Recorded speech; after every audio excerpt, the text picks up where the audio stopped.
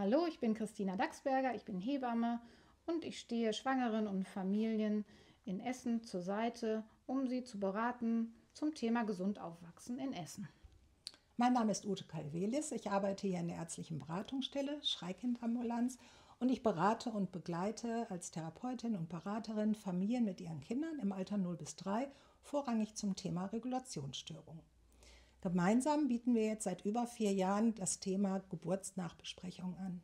Und könnt ihr uns erklären, was genau die Geburtsnachbesprechung ist? In der Geburtsnachbesprechung geben wir Familien Raum und Zeit, über das Erlebte zu sprechen und die Belastung offenzulegen.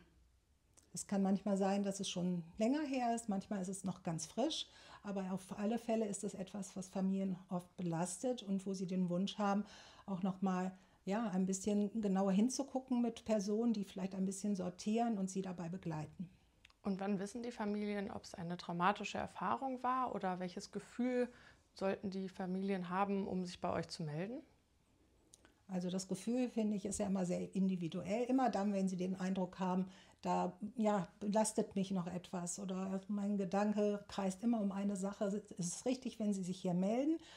Und es geht gar nicht darum, dass irgendjemand einordnet, da ist was traumatisch, ja oder nein. Es geht um Gefühle und um eine ganz große Bandbreite von Gefühlen. Von Wut über Ärger, über Angst, ja und noch viele Dinge mehr.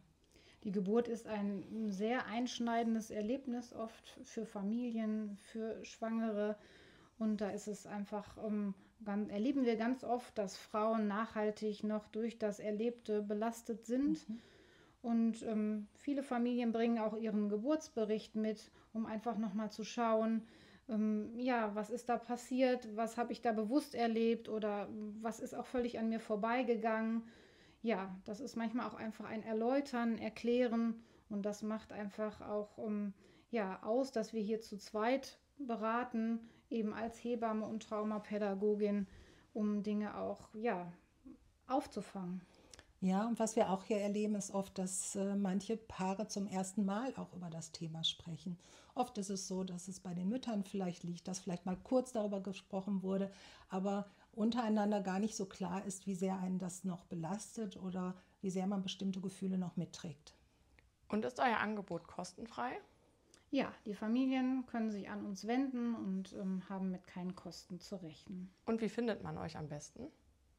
Ja, das ist zum Beispiel über die Homepage, entweder vom Kinderschutzbund, Gesunde Auftakt, aber auch auf der Seite der ärztlichen Beratungsstelle, der Schreikindambulanz. Oder es gibt Flyer, die an unterschiedlichen Stellen ausgelegt werden.